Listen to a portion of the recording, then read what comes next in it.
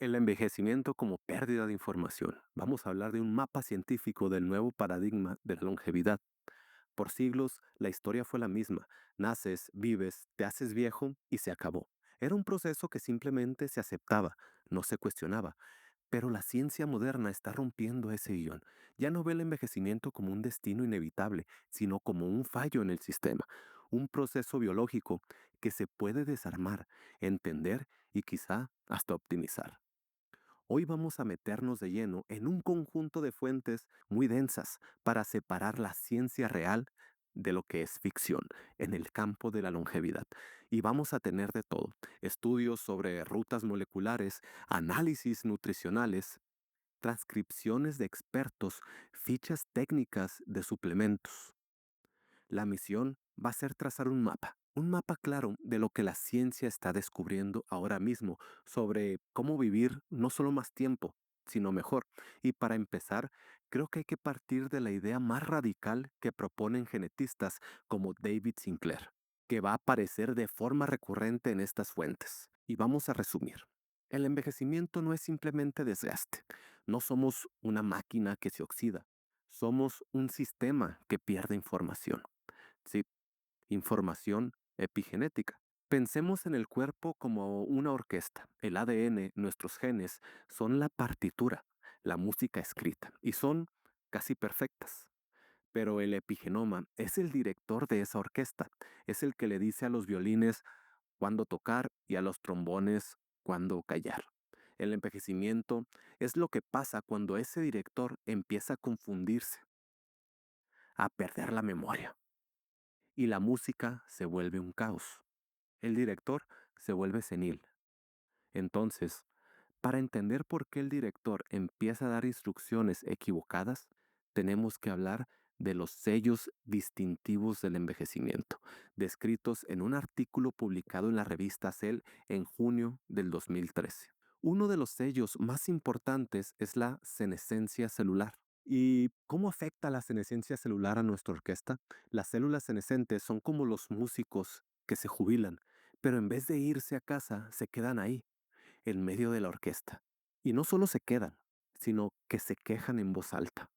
Esparcen rumores, distraen a los que sí intentan tocar.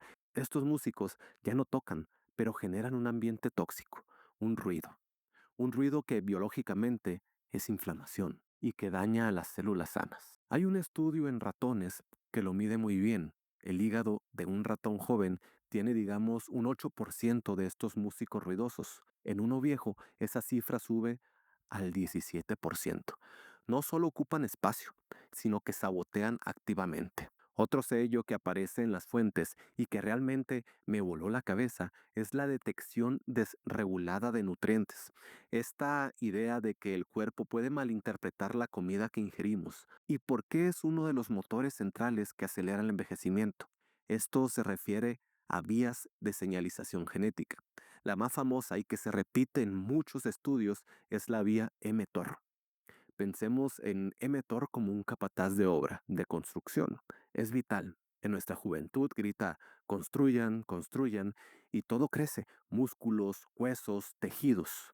El problema es que en la edad adulta, la obra principal ya terminó, pero este capataz sigue ahí, con el megáfono gritando sin parar. ¿Y por qué sigue gritando? Porque siempre hay comida disponible. Siempre están llegando los ladrillos, y ese ruido constante de crecimiento innecesario es lo que desgasta la estructura, acelera el envejecimiento. Es un sistema diseñado para la abundancia y el crecimiento, pero en nuestro mundo moderno de abundancia constante, nunca recibe la orden de calmarse. Gran parte de la investigación muestra que si inhibes ese capataz gritón con compuestos como la rapamicina, la longevidad se extiende en casi todos los modelos animales. Y en el otro lado de la balanza, si mTOR es el capataz, tenemos a un grupo de enzimas proteicas llamadas sirtuinas. Ellas son el equipo de mantenimiento y optimización, son los guardianes del genoma. Su trabajo es reparar el ADN, afinar los instrumentos y asegurar de que el director lea la partitura correcta. Son reguladores maestros, pero solo se activan en momentos de adversidad, de escasez. Cuando hay menos comida, el capataz emetor se calla. Y ahí es cuando se oyen a las sirtuinas decir, bueno, ok, es momento de limpiar, reparar y optimizar para sobrevivir.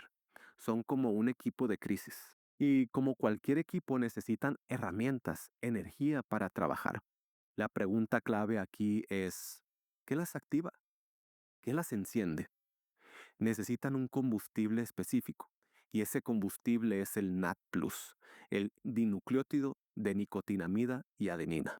Es la coenzima que les da la energía para hacer su trabajo. Sin NAD+, las sirtuinas están de brazos cruzados. No reparan nada. El problema central, y quizá la definición bioquímica del envejecimiento, es que nuestros niveles de NAD caen en picada con la edad. ¿Y por qué caen? ¿Dejamos de producirlo? En parte sí, pero el principal culpable que identifican las diferentes fuentes es una enzima llamada CD38. Esta enzima es como un ladrón que se cuela en la sala de las máquinas y se roba el combustible, el NAT, y con la edad la activación de este ladrón se dispara. Esta caída de NAD provoca algo que los estudios llaman pseudohipoxia. Suena a que la célula cree que le falta oxígeno, aunque no sea así. Es como si se cortara la línea telefónica entre el director de la fábrica, el núcleo de la célula y la planta de energía, que son las mitocondrias. El director pide energía a gritos, pero la planta no recibe la orden, y sin energía, toda la fábrica, toda la célula empieza a fallar. El epigenoma se confunde. Los músicos ruidosos, las células senescentes, no se van. El capataz emetor nunca se calla. Y el equipo de mantenimiento, las sirtuinas, le están robando el combustible, el NAT. La pregunta lógica es, si la clave es la caída de NAT, ¿podemos reponerlo? Ese es el campo de batalla actual. La estrategia más estudiada es usar precursores, moléculas que el cuerpo convierte fácilmente en NAT. El más famoso es el NMN, el mononucleótido de nicotinamida. La evidencia en animales es muy sólida. Hay un estudio a largo plazo en ratones que es especialmente revelador. Al darles NMN durante un año, se fueron muchos de los achaques de la vejez. ¿Como cuáles? Se suprimió el aumento de peso, se mejoró la sensibilidad a la insulina y la función ocular e incluso la densidad ósea se mejoró. Es un efecto sistémico. Pero la gran pregunta siempre es la misma. ¿Realmente funciona en humanos? ¿O es otra de esas cosas que solo sirven en ratones de laboratorio? Pues aquí también hay avances. Un ensayo clínico en adultos de 40 a 65 años demostró que dosis diarias de 300 a 900 miligramos de NMN aumentaba de forma segura los niveles de NAT en sangre. Y aquí viene lo interesante. Y no solo se trata de tener un número bonito en un análisis, se trata de poder subir escaleras sin ahogarte. La meta es totalmente funcional. El aumento de NAT se asoció con mejoras medibles, mayor resistencia física en pruebas de caminata y una mejor calidad de vida reportada por los propios participantes. El NMN es como echarle más gasolina al depósito, pero analizando muchos documentos aparece otra estrategia. ¿Qué pasa si en lugar de solo echar más gasolina, intentamos tapar el agujero por donde se escapa? Y aquí entran los polifenoles, esos compuestos de las plantas. Y aquí destaca la quercetina. Es un flavonoide presente en la cáscara de las manzanas, las cebollas y las alcaparras. La quercetina es un potente antiinflamatorio, pero su función más relevante aquí es que actúa como un inhibidor de la enzima CD38, el ladrón del NAT. Al inhibir CD38, ayuda a que el NAT que ya tenemos o el que generamos con NMN no se degrade tan rápido. Es tapar el agujero del depósito. Otro compuesto que aparece mucho es el terostilbeno, un primo químico del resveratrol que se encuentra sobre todo en los arándanos. Su gran ventaja es que es más lipofílico, es decir, se disuelve mejor en grasas. ¿Y eso para qué sirve? Pues podría facilitar que cruce la barrera hematoencefálica. Los estudios apuntan a que puede mejorar las funciones cognitivas, memoria y funciones motoras. Uno protege el combustible, otro ayuda al centro de mando. Pero la quercetina tiene otra función, totalmente distinta, casi de ciencia ficción. Tiene actividad senolítica. ¿Qué significa eso? Un senolítico es un compuesto capaz de cazar y destruir selectivamente a las células senescentes, a los músicos ruidosos, en lugar de solo mitigar el ruido que hacen. La idea es sacarlos de la orquesta para siempre. Es una de las estrategias más prometedoras porque ataca directamente una de las causas raíz del envejecimiento. Tenemos entonces intervenciones moleculares casi como francotiradores, pero las fuentes también hablan de cómo el estrés del ejercicio interactúa con la nutrición. El ejercicio es la forma más potente y natural de activar estas vías de longevidad. Es una dosis controlada de adversidad y para la recuperación la ciencia es bastante clara. Para reponer el glucógeno muscular, los carbohidratos son clave. Y para la reparación muscular, la proteína es fundamental. Aproximadamente entre 0.4 y 0.6 gramos por kilo de peso corporal después de un entrenamiento de fuerza. Hay además una paradoja del envejecimiento que las fuentes destacan. Con la edad sufrimos osteoporosis, pérdida de calcio en los huesos y al mismo tiempo calcificación arterial, acumulación de ese mismo calcio en las arterias. Nos falta donde debería estar y nos sobra donde no. Para evitar esto, aquí viene la sinergia de tres nutrientes claves: calcio, vitamina D3 y vitamina K2. La vitamina D3 ayuda a absorber el calcio, pero es la K2 la que actúa como director de tráfico, asegurando que ese calcio vaya a los huesos y dientes y no a las arterias. Todo esto suena muy bien, pero surge la pregunta inevitable. ¿Cómo sabemos si algo de esto está funcionando de verdad? Más allá de sentirse mejor, ¿se puede medir si se está ralentizando el envejecimiento? Aquí entran los relojes epigenéticos. El trabajo pionero fue el de Steve Horvath, que permite leer las marcas químicas que el tiempo deja en nuestro ADN, pero un reloj más reciente, el de Dunedin Pace, a diferencia de otros, no te dice cuántos años tienes, sino a qué velocidad estás envejeciendo ahora. Es como mirar el velocímetro del coche en lugar del cuentakilómetros. Y lo más importante, ese velocímetro responde a los cambios.